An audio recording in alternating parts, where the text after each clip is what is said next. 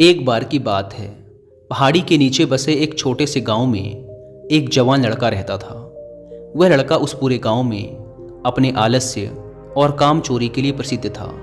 सभी गांववासी उसे आलसी कहकर ही पुकारते थे, क्योंकि वह पूरे दिन एक पेड़ के नीचे पड़ा रहता, झपकियां लेता और अपने भविष्य के बारे में अच्छे अच्छे सपने देखता। उसके दिन ऐसे ही आलस्य में गुजर रहे थे। लेकिन एक दिन उस गांव में एक बौद्ध भिक्षु पधारे, जो कि अगले 3 दिनों तक उसी गांव में ठहरने वाले थे। बौद्ध भिक्षु गांव में भिक्षा मांगते, दिन भर लोगों को उपदेश देते और रात्रि में गांव के बाहर बने बौद्ध मठ में विश्राम करते। बौद्ध भिक्षु जब भी भिक्षाटन के लिए जाते और भिक्षा लेकर वापस लौटते, तो वो हर बार उस जवान लड़के को उसी पेड़ के नीचे लेटा हुआ पाते। बौद्ध भिक्षु 2 दिनों तक ये सब देखते रहे और वो समझ गए कि यह लड़का मानसिक आलस्य का गुलाम है। तीसरे दिन जब बौद्ध भिक्षु भिक्षा लेकर वापस लौट रहे थे, तो वह उस लड़के के पास गए, जो कि अभी भी उसी पेड़ के नीचे लेटा हुआ था। भिक्षु ने लड़के से कहा, बेटे, मेरे पास तुम्हारे लिए एक काम है। मैं चाहता हूँ कि तुम उस पहाड़ी की चोटी तक जाओ और वहाँ से मेरे लिए एक पंख लेकर आओ। लड़के ने लेटे लेटे ही अपना सिर पहाड़ी की तरफ घुमाया और उसकी सबसे ऊंची चोटी तक अपनी नज़र दौड़ाई। उसके बाद उसने बौद्ध भिक्षु की तरफ देखा और उपहास उड़ाते हुए कहा, यह असंभव है, मैं उस पहाड़ी के शिखर तक नहीं जा सकता, मैं बहुत आलसी हूँ। बौद्ध भिक्षु ने मुस्कुराते हुए कहा, अरे, लेकिन मुझे जिस पंख की तलाश है वो इस पहाड़ी के शिखर पर भी नहीं मिलेगा। वो तो इस पहाड़ी के दूसरी तरफ एक गुफा के अंदर मिलेगा, जिसके लिए इस पहाड़ी के शिखर तक चढ़कर दूसरी तरफ नीचे उतरना होगा। लेकिन वह कोई साधारण पंख नहीं है। ऐसा पंख तुमने आज तक नहीं देखा होगा। वो एक बहुत ही दुर्लभ लेकिन सुंदर पंख है, जो अपनी रोशनी बिखेरता है। भिक्षु की इन बातों से उस लड़के के अंदर उत्सुकता जागी। उसने आज से पहले ऐसे किसी पंख के बारे में कभी नहीं सुना था और ऐसे रोमांचक सफ़र के बारे में सोचकर वह अंदर से उत्साहित हो उठा। इसीलिए उसने भिक्षु की चुनौती को स्वीकार करने का निश्चय किया और वह पहाड़ी की तरफ चल पड़ा। लेकिन चढ़ाई बहुत लंबी और कठिन थी। जल्द ही लड़के का शरीर थकने लगा, सांस फूलने लगी और शरीर से काफ़ी पसीना बहने लगा। लेकिन फिर भी उसने चलना जारी रखा। वो जैसे जैसे ऊपर और ऊपर चढ़ता गया, उसे प्रसन्नता और उत्साह की अनुभूति होने लगी, जिसे उसने आज से पहले कभी महसूस नहीं किया था। अंततः जब वह कड़ी मेहनत और लंबे प्रयास के बाद पहाड़ी के शिखर पर पहुंचा, तो वह पूरी तरह से थक चुका था। लेकिन वह बहुत खुश था। उसे अंदर से आत्मसंतुष्टि का एहसास हो रहा था। उसके चेहरे पर योद्धाओं जैसी मुस्कान थी, जैसे उसने कोई युद्ध जीत लिया हो। उसने पहाड़ी के शिखर से नीचे देखा। उसके सामने एक बहुत ही मनमोहक दृश्य था।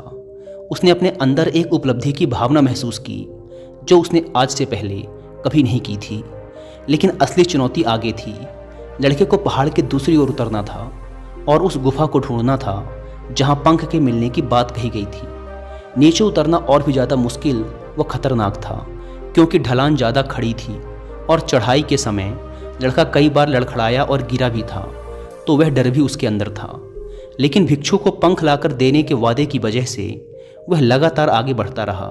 काफ़ी खोज मशक्क़त और कड़ी मेहनत के बाद जब वह अंत में गुफा तक पहुंचा, तो उसने देखा कि पंख वहीं पड़ा हुआ था, जो गुफा के प्रवेश द्वार से छनकर आ रही रोशनी में चमक रहा था। उसने पंख उठाया, लेकिन उसकी सुंदरता को देखकर अचंभित रह गया। वह काफ़ी देर तक पंख को ही घूरता रहा, लेकिन फिर अचानक उसे याद आया कि अभी तो उसे वापस भी जाना है। उसने खुद की तरफ देखा। वह पूरी तरह से थक चुका था।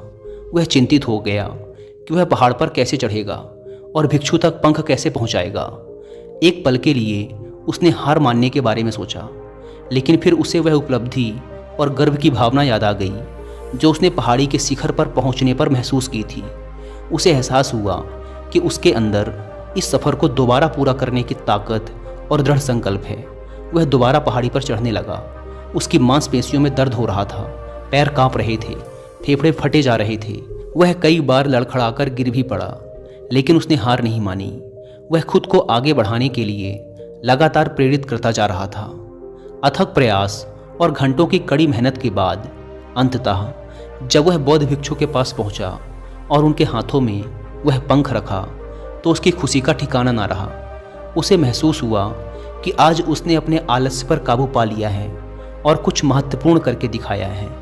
उसके चेहरे पर इतनी खुशी और संतुष्टि का भाव देखकर बौद्ध भिक्षु मुस्कुराए और बोले, बहुत बढ़िया मेरे बच्चे, आज तुमने जीवन का एक बहुत ही महत्वपूर्ण सबक सीखा है कि आलस्य कोई ऐसी चीज़ नहीं है जिसे स्वीकार कर लिया जाए या सहन किया जाए। आलस्य एक चुनौती है जिसे दूर करना होगा। यह एक बाधा है जिसे पार करना होगा और आलस्य को खत्म करने के लिए तुम्हें अपना पहला कदम उठाना ही पड़ेगा। अपने लक्ष्य की ओर चलना ही पड़ेगा और तब तक चलते रहना पड़ेगा जब तक तुम अपनी मंजिल को हासिल नहीं कर लेते। लड़के ने भिक्षु के शब्दों की गहराई और उसके महत्व को समझते हुए हाँ में अपना सिर हिला दिया। आज उसे एहसास हुआ कि वह हमेशा से ही बड़ी और महान चीज़ों को करने में सक्षम था, लेकिन उसके आलस्य ने उसे रोक रखा था। अब वह जानता था कि उसके पास अपने रास्ते में आने वाली किसी भी बाधा को दूर करने की ताकत और दृढ़ संकल्प है। इसके बाद भिक्षु ने उस लड़के को आशीर्वाद दिया और उस गांव से चले गए। इस कहानी से सीखने वाली बात यह है कि जब हम असंभव लगने पर भी अपने लक्ष्य को प्राप्त करने के लिए खुद को आगे बढ़ाते हैं, तब हम अपने भीतर एक ऐसी ताकत और दृढ़ संकल्प की खोज करते हैं जिसके बारे में हम पहले कभी नहीं जानते थे। आलस्य पर काबू पाने के लिए हमें खुद को चुनौती देनी चाहिए और बड़े व महत्वाकांक्षी लक्ष्य बनाने चाहिए। फिर चाहे वो लक्ष्य कितने ही मुश्किल क्यों ना हो, हमें लगातार खुद को अपनी शारीरिक और मानसिक सीमाओं से परे ढकेलते रहना चाहिए और असफलताओं व बाधाओं का सामना करने पर भी अंदर से मजबूत बने रहना चाहिए। हमें अपने लिए एक नियम बनाकर और उस पर टिके रहकर अपने दैनिक आदतों और दिनचर्या में अनुशासन और निरंतरता भी विकसित करनी चाहिए।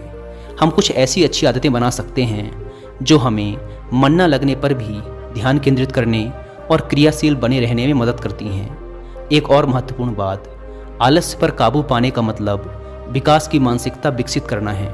इसका मतलब चुनौतियों और असफलताओं को विकास और सीखने के अवसरों के रूप में देखना, ना कि हार मानने के कारणों के रूप में। विकास की मानसिकता को अपनाकर हम असफलता के बारे में अपनी सोच को नया रूप दे सकते हैं और इसका अपने सुधार व सीखने के लिए उपयोग कर सकते हैं। और अंत में हमें अपने आलस्य पर काबू पाने के लिए अपने आराम को छोड़कर जीवन की चुनौतियों और अवसरों को स्वीकार करना ही पड़ेगा।